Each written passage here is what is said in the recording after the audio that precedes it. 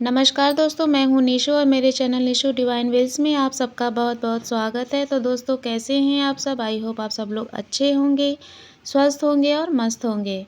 तो दोस्तों, आज की वीडियो का मेरा टॉपिक आप जैसे कि स्क्रीन पे देख सकते हैं, लही छठ के बारे में आज मैं बताने जा रही हूँ दोस्तों। तो आइए चलिए शुरुआत करते हैं। दोस्तों, लही छठ या हल षष्ठी भाद्रपद महीने के कृष्ण पक्ष की षष्ठी तिथि को मनाया जाने वाला त्यौहार है। इस दिन को श्री बलराम जी का जन्मदिन माना जाता है और जो भगवान कृष्ण के बड़े भाई हैं। बलराम जी को हलधर के नाम से भी जाना जाता है क्योंकि उनका प्रधान शस्त्र मूसल है और इस वजह से इस दिन को हल षष्ठी भी कहा जाता है। ललई छठ को हर छठ के नाम से भी जाना जाता है, मतलब इसके कई नाम हैं जैसा कि मैंने अभी आपको बताया। दोस्तों, ललही छठ के दिन महिलाएं अपनी संतान की लंबी उम्र और सुख समृद्धि के लिए व्रत रखती हैं और मान्यता है कि इस दिन व्रत करने से संतान के जीवन में आने वाली सारी बाधाएं और विपदाएं दूर हो जाती हैं। साथ ही कुंवारी कन्याओं को अच्छा पति मिलता है और सुहागिन महिलाओं के पति की उम्र लंबी होती है, कारोबार में वृद्धि होती है और परिवार सुखी जीवन जी पाता है। ललई छठ के दिन पूजा में 7 तरह के अनाज जैसे गेहूँ, जौ, अरहर, मक्का, गेहूँ, मूंग और धान चढ़ाए जाते हैं। इसके बाद हरी कजरिया और धूल के साथ भुने हुए चने भी चढ़ाए जाते हैं। पूजा के बाद महिलाएं भैंस के दूध से बने दही और महुआ को पलाश के पत्ते पर रखाकर व्रत का समापन करती हैं।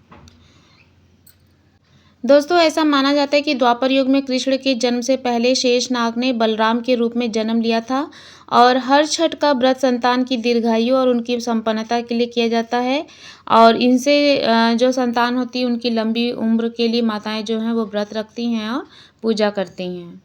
तो दोस्तों, आइए लही छठ की कथा प्रारंभ करते हैं। दोस्तों, प्राचीन काल में ग्वालिन थी, उसका प्रसव काल अत्यंत निकट था। एक ओर वह प्रसव से व्याकुल थी तो दूसरी ओर उसका मन गौ रस बेचने में लगा हुआ था। गौ रस मतलब दूध दही। उसने सोचा कि यदि प्रसव हो गया तो गौ रस यूं ही पड़ा रह जाएगा। यह सोचकर उसने दूध दही के घड़े सिर पर रखे और बेचने के लिए चल दी, किंतु कुछ दूर पहुंचने पर उसे असहनीय प्रसव पीड़ा हुई।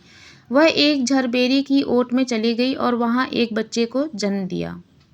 वह बच्चे को वहीं छोड़कर पास के गांवों में दूध दही बेचने चली गई।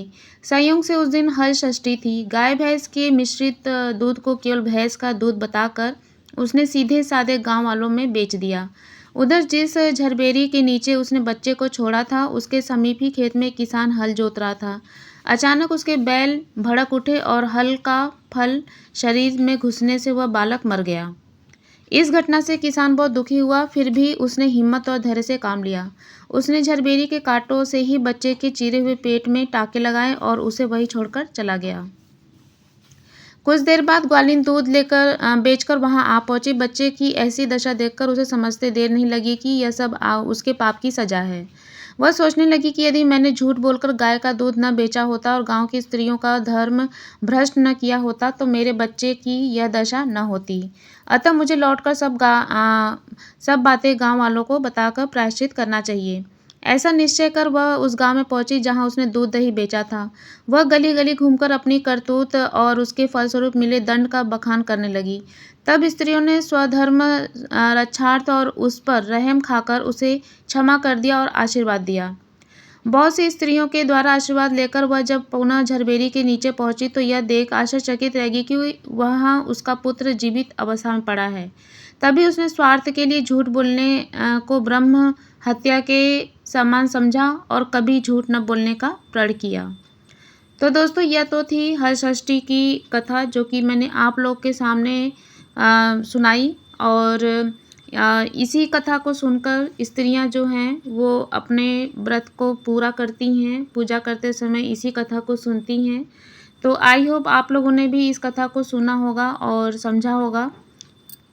अब आइए बात करते हैं दोस्तों कि इस व्रत को कैसे करना चाहिए। तो सबसे पहले प्रातःकाल स्नान आदि से निवृत्त हो जाएं और पश्चात स्वच्छ वस्त्र धारण कर गोबर लाएं और इसके बाद पृथ्वी को लीप कर एक छोटा सा तालाब बनाएं और इस तालाब में झरबेरी, ताश तथा पलाश की एक एक शाखा बांधकर बनाई गई हर छठ को गाड़ दें और तत्पश्चात उनकी पूजा करें।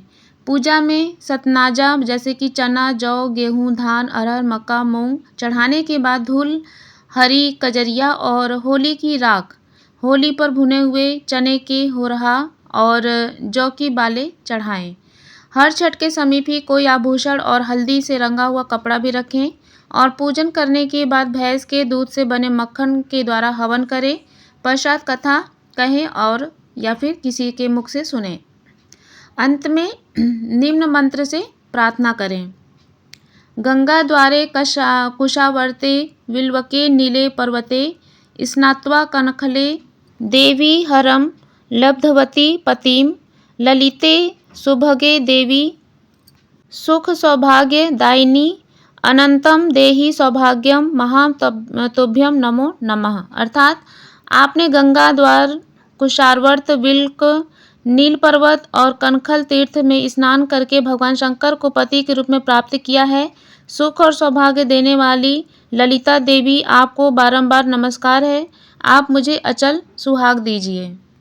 इस तरह से दोस्तों अपनी जो आपकी इच्छा है वो भगवान जी से प्रार्थना करके कथा को पूरा करके और इस तरह से पूजा करके आपकी जो पूजा अर्चना है वो समाप्त होती है। और इसी सब जानकारी के साथ मैं भी अपनी वीडियो को यहीं पे विराम देती हूँ और आई होप मेरी वीडियो आपको अच्छी लगी हो। तो बस दोस्तों मिलते हैं अपने एक नए वीडियो के साथ, एक नए आचार, विचार और उपाय के साथ। तब तक के लिए मेरे साथ मिलकर बोलिए जय षष्ठी मैया की, जय भोलेनाथ की, जय श्री शंभू की।